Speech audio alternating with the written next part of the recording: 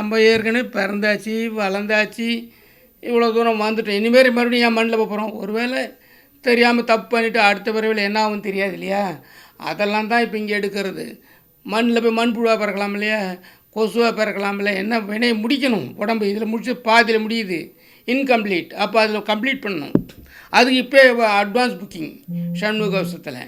மண்ணிலும் மரத்தின் மீதும் மலையிலும் நெருப்பின் மீதும் தன்னிறை ஜலத்தின் மீதும் சாரிசை ஊர்தி மீதும் விண்ணிலும் பிளத்தின் உள்ளும் வேறு எந்த இடத்தும் என்னை நன்னி வந்து அருளார் சஷ்டிநாதன் வேல் காக்கே காக்கே.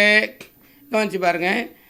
மண்ணில் மரத்தில் எல்லாம் அதெல்லாம் இயற்கை. சாதாரணமாக ஏதோ ஒன்று பிராணிகள் வரும், பறக்கிறது, அந்த மாதிரி வரும், புழு வரும், அப்படி வரும். இப்போ சாரிசை ஊர்தி சாமி காலத்தில் தான் இந்த ஊர்தின்னு ஒன்று வந்திருக்குன்னு அர்த்தம். அது முன்னாடி வரைக்கும் இந்த ஊர்திகள் கிடையாது. மாட்டு வண்டி குதிரை வண்டியில் தான் வாழ்ந்தவங்க.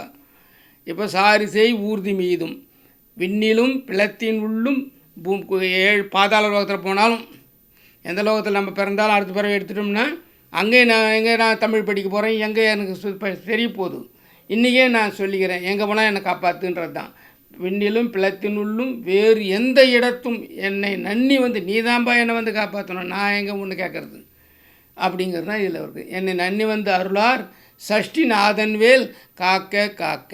அப்படின்னாக்க எப்படி ஒரு விஷயம் என்னென்னா, நம்ம எந்த காலத்தில் எந்த பிறவியில் எந்த இதுவானாலும் நரகத்துக்கு போகிறோமோ சொர்க்கத்துக்கு போகிறோமோ அது நமக்கு தெரியாது. ஆனால் அது நமக்கு தெரியாத விஷயங்களில் நீ முருகா நீ என்னை காப்பாற்று அப்படிங்கிறது தான் இதில் சொல்லப்படுற ரகசியம். இன்றைய தினத்தில் இந்த பாட்டை சிந்தித்து இதை எழுதி நம்ம முருகன்கிட்ட வரம் வாங்கிறதுக்கு இன்றைக்கி பயன்படுத்தி கொள்ள வேண்டும். வாழ்த்துக்கள்.